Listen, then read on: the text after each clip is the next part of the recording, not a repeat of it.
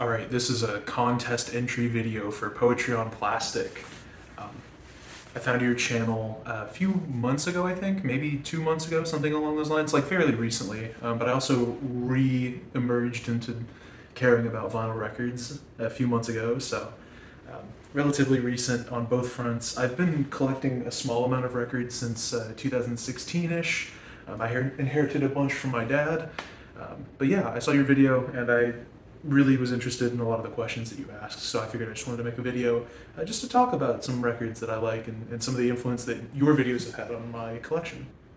So the first question was to show a classical record, and while I'm working on developing more of a classical ear, based on some of your suggestions, I don't have a ton right now. What I figured I would show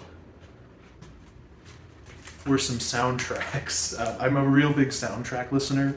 So the first one that comes to mind is Christopher Larkin's Hollow Knight soundtrack. So I have both the original here, the DLC for the game, as well as a piano composition of the soundtrack and the sort of orchestral score. And these are great. I absolutely love this. The tie-in to something I'm more familiar with, I think, really helps push me over the line with the orchestration. It's much more quick and fast-paced. In these cases, the songs are quicker, less long-term.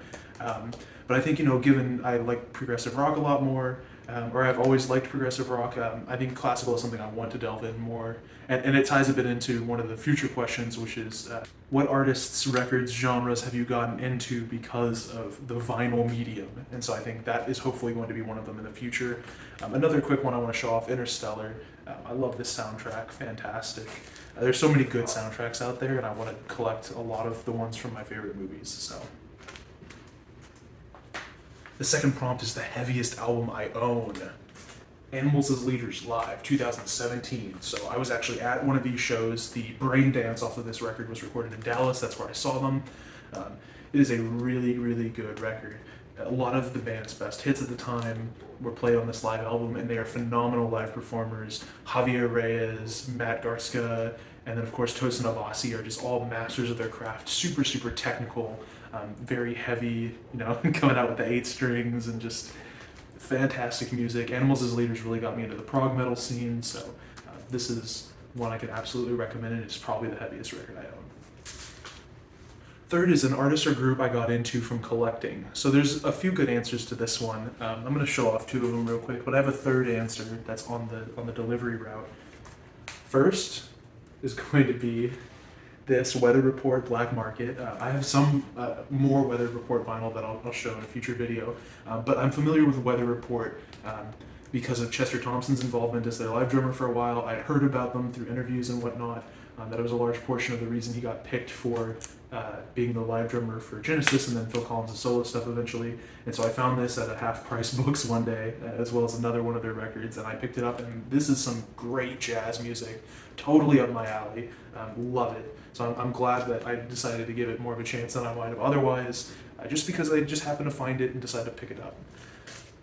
I like to do that a lot. I like to just find cheap records that look cool and then pick them up. So this is Night Flights by Night Flight. It's volume 1 of Night Flights by Night Flights. But this is just a really cool ambient album. I picked it out solely because I loved the cover. And then I found I also loved the music. So it's just another one of those projects I never would have bothered to listen to had I not been interested in the medium. The third and final one is Rival Schools, United by Fate. I saw a pre-order for one of their limited edition re-releases, and I liked the album artwork. It looked cool. A lot of people seemed excited about the release, so I went and listened through the album, and by the time I'd finished the album, I was like, yeah, I'm going to buy this record. So that's not shipped yet, but it's a really cool band that I found through the medium. Foreign records is something I want to work on a lot more, so this is going to tie in a bit to the last question as well. But foreign records, I picked out 2. So a lot of these soundtracks, these are at the movies, so music on vinyl. So it's European imported. They're a little more expensive than buying them here in the US. Like they had a pressing of Matt Morton's Apollo 11 soundtrack here in the US, but the presentation is a lot nicer on these at the movies pressing. I really love the jacket and everything. It feels very quality. So I imported this from Germany rather than buying the US copy. It was a little more expensive, but not disgustingly so. And then this is Vacant's Nocturnal. I have a lot of UK like old school dubstep, UK garage, ambient stuff. So this is Fint Plates. So they did a lot of their artists on their record label at the time. They would put out these relatively cheap pressings in the UK, and then I bought them and imported them around the time I was starting to get into vinyl records. So this was the first ever record I played on my first ever turntable. It wasn't the first ever record I bought. That goes to Kendrick Lamar's Damn, the signed copy, but this was the first one I bought and actually played on a new turntable I got. So this one means a lot to me, and I have a lot of similar albums in this vein. And then I'm looking to eventually start importing some records from Japan or buying imported records, but they are so expensive, and I have a lot of records that are quintessential for me that I can get for a lot less. So I'm focusing on those for now, but eventually Japanese imports are something that, Japanese imports especially, are ones that I want to get into. Question number 5 is going to be one of the easier ones for me. If I could press anything that doesn't have a vinyl pressing to vinyl, what would it be? The answer is pretty simple for me. My favorite movie of all time is Apollo 13. Ron Howard directed this. Tom Hanks, Kevin Bacon, Bill Paxton. So it's just an all-star cast. This was my favorite movie growing up. It's still my favorite movie and as an adult. And the soundtrack by James Horner is so gorgeous and intense and beautiful. It's orchestrated. It's so good. I love it, and I've listened to it so many times. But it's not easily accessible. The CDs range from being like not what you would want, like either compilations of featured songs that were licensed from the film, or there are even some that just have the audio straight ripped from the movie, like not even the isolated soundtracks. There are CDs out there you can get, but they're relatively expensive, and I don't listen to CDs. So I have a digital copy of it, and then I'm waiting for hopefully someday they release this movie's soundtrack on vinyl. And finally, my letter to the editor. So I've watched a lot of your videos, a lot of your pickup videos where you just say, you recap the recent stores you've been to, you go over your recent additions to your collection, and there's a lot of interesting stuff in there. I like to take notes depending on how you describe the records. So the city pop ones in particular have stood out to me. I got to see a US band / artist, Ginger Root, open for one of my favorite bands, Hippocampus, here in San Antonio recently. I had to drive down for that. It was a lot of fun, and I had never really heard of Ginger Root before, and they were phenomenal. They're very influenced by that city pop style.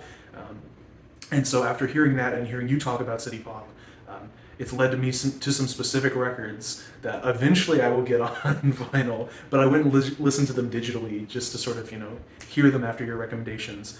And so I'm going to butcher these names, and I apologize. Taeko Ohnuki. So you recommended Sunshower and Gray Skies in one of your videos when you were talking about her music. I listened to both of those. They are both fantastic. I plan on listening to more of her music. I've recommended her music now to other friends. So those two great recommendations. And then also Hosono House by Haruomi Hosono. I'm going to butcher that for sure.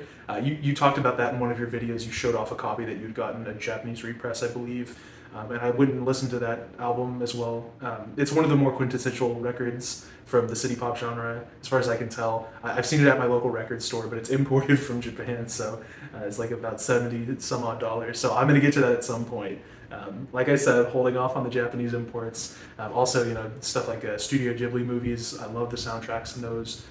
They're available, but they are expensive. They're pricey. There are other Japanese artists that I've found sort of in an extension to your recommendations, like Masayoshi Takanaka. I believe that's how you pronounce that. But I found his music recently as well. Very, very good. So just your music suggestions tend to align with me, and normally I can judge by your description of them whether or not they'll click with me, and typically you're right.